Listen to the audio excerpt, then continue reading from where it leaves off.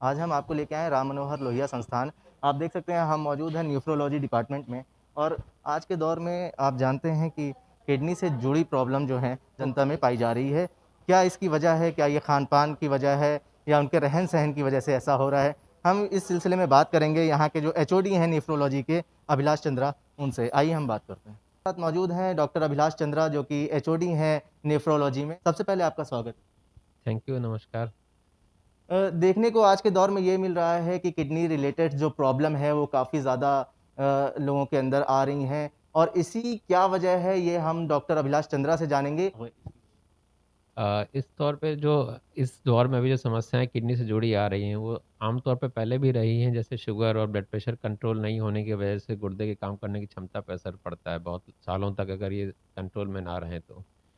ये समस्याएँ पहले भी रही हैं, पर अभी कुछ सालों में ये देखने में आया है कि जैसे लाइफ़स्टाइल चेंजेज़ या जंक फूड जो हम लोगों ने बहुत ज़्यादा लेना शुरू कर दिया है, उसकी वजह से मोटापा बढ़ा है, उसकी वजह से गुर्दे की काम करने की क्षमता पे असर पड़ता है।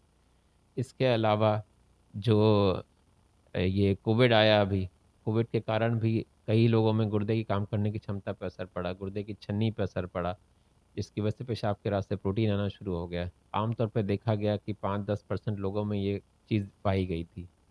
ज़्यादातर केसेज़ रिकवर हो गए, लेकिन काफ़ी केसेज़ में उनमें से करीब 10-15% लोगों में ये रिकवरी कंप्लीट नहीं हो पाई और वो फिर उनमें हमेशा ही बनी रह गई। तो ये समस्या नई डेवलप हुई। इसके साथ-साथ कई दवाइयाँ भी प्रयोग में आई हैं पिछले कुछ सालों में चाहे वो कैंसर की दवाइयाँ हों, चाहे वो दर्द निवारक दवाइयाँ हों या ओवर द काउंटर्स बहुत सारी दवाइयाँ लोग लेते हैं बिना किसी प्रिस्क्रिप्शन के या बिना किसी सलाह के। उन दवाइयों के सेवन से भी गुर्दे पे काम करने की क्षमता पे असर पड़ा है पिछले कुछ सालों में ये सामने देखने में आया है। कई तरह के इन्फेक्शंस इसके अलावा और भी रहते हैं समाज में जो इन्फेक्शंस होते हैं बाहर हम लोग को मिलते हैं। कई बार हॉस्पिटल में भर्ती होने के बाद कुछ इन्फेक्शंस आते हैं। उससे भी गुर्दे की काम करने की क्षमता पे प्रतिकूल प्रभाव पड़ता है। आप गंदा पानी पी रहे हों तो कि उससे भी डैमेज होता है गुर्दों में। पानी के 2 एस्पेक्ट हैं। एक तो ये है कि हम लोग पानी समुचित मात्रा में ना लें या बार-बार डिहाइड्रेशन जैसे कई लोग बाहर धूप में काम करते हैं, बार-बार डिहाइड्रेशन होता है, पानी की कमी हो जाती है शरीर में।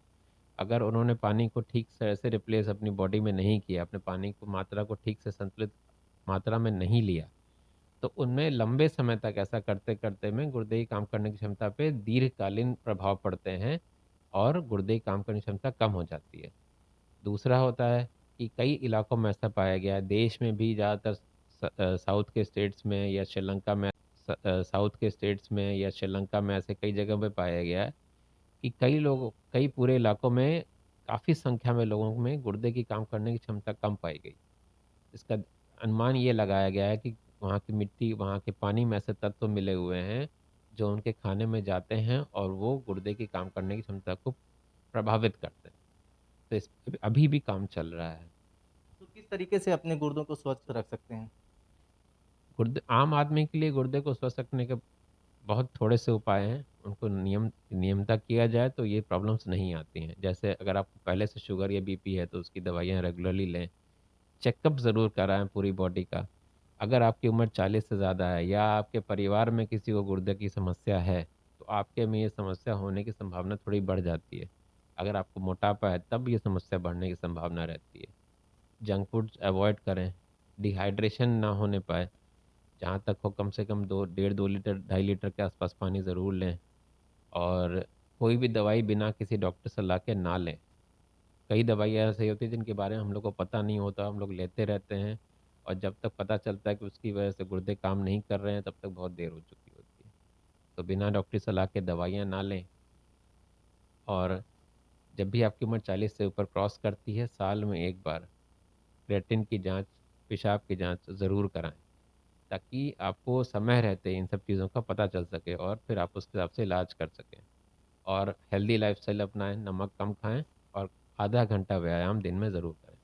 इतना सरल उपायों से आपके गुर्दे की काम करने की क्षमता लंबे समय तक अच्छी रहेगी। तो खान-पान में क्या कुछ मतलब बदलाव करना ज़रूरी है गुर्दों को स्वस्थ रखने के लिए?